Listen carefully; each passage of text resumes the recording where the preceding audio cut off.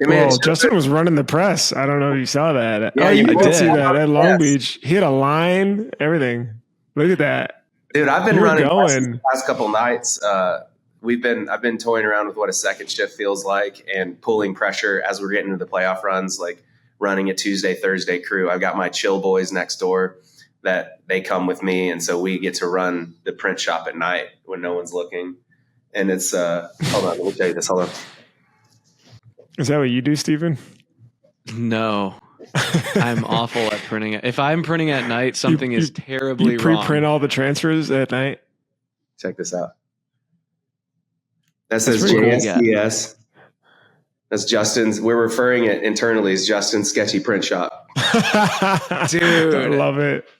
Put that in the mail. You got it. Can you get what size Steven you want? Justin's Sketchy DTF shop? Can we get a? No, dude, that is fire. So wait, this is really interesting. So Justin, on your Instagram, if you follow Justin on Instagram, Justin, you have like personally like 10,000 followers. You're pretty famous. That is a shirt. Put it on. It's small. You don't want me to put this on. Oh, okay, not that one. You've only taken your shirt off on one of 2 podcasts, so maybe, I don't know, we could set a new record. But you're literally, okay, you said something there. Hold on. There's some good stuff out here. I'm testing out what it would be like to run a second shift. Yeah. So I am printing at night with my crew next door. Why is it so important for you to be there to test this out at night?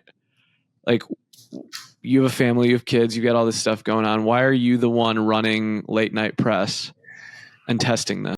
Yeah, because you know as well as I do that like there is as my team has grown, we've gone through traction and EOS, and we're trying to figure out like who's the right seat and the right person and who should be doing what. And more, as Oklahoma Shirt Company grows up, there's less spots for me in the team. Like it's just better for me to not be involved in the day-to-day operations because I'm an ideas guy, or I like to tinker, or I like to make. And so I work against our machines. Like I'm trying to break our machines, or I'm trying to improve our machines. Whereas the people that are in them are running these, mostly well-oiled machines. So for me, I'm a bit of the like innovator, new ideas guy.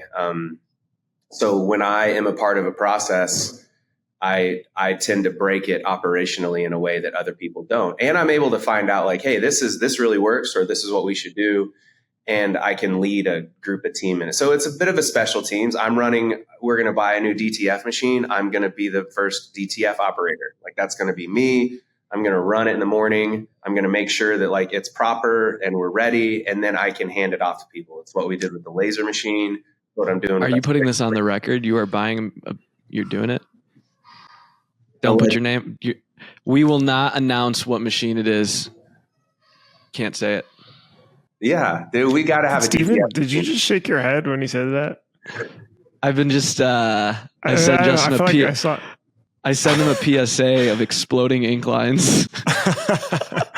It's one of those, I think it's inevitable. We order a lot of outsourced DTF and I wish we could order it. But the truth is the turnarounds and the places that we order from, when something's wrong, we're just doing it at a volume that we have to have a little bit more control. Okay, so there's something there that you said, I'm the visionary, I'm the tinker, I'm the wanderer, I'm the inventor, I break the system, I go against the grain. So like when I'm doing something new, I'm going to do it myself because it'll disrupt everyone else. Yeah. Right? Actually, Jeff Bezos said that on the Friedman thing. He goes like, inventing is highly inefficient and it's going to ruin up a bunch of processes. Right? And so you almost have to do it on your own time and not let it touch or disturb the piece. I'm curious, Bruce, at Printavo, when were there times where you'd say like, I'm special teams right now, I'm working on this myself, I'm going to go play in my sandbox, everyone just keep doing what you're doing? Were there ever instances that happened for you? For us, early on, yes, all the time, building out functionality. I just hack away at it. I do think there's a balance later, as in disrupting the workflow process that start to get put in place. For example, I remember I put something out, deployed it, and senior engineer had to unfuck it for like a good 2 days. And so, I was like, oh, was that worth like going around the workflow to, and the processes to get something done? Because I had the anxiety of getting it out sooner. Or should it have gone through the proper prioritization and like, the slow but steady process that's in place? I don't know the balance of that, because I do think there is a balance, and people, and we all have to like teeter totter, and walk the line of okay, this works. Let me just go through the process and be a little bit more patient. Was But that custom fields that you were working on? Is that why like we still don't have it? Is that why you had to stop? Or what is I think that? it was something to do with the invoice statuses. analytics? I can't Was it remember. analytics? It wasn't analytics. No. It Invoice was something statuses. to do with the status. It was way more basic than any of those. Well, but here's the thing: what Justin's doing pushes the envelope, like is pushing a rock like forward at Oklahoma Shirt Company, and arguably he can discover something that really makes his business super elastic. So like, and I think the owner should be doing those things.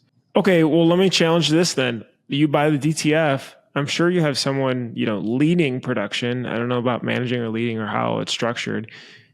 Could you say, hey, look, I think this can make sense because we buy all these. This gives us a lot more flexibility, and the transfers, we could do it all in-house. Cool. You're going to have to learn it, though, to figure out how this works.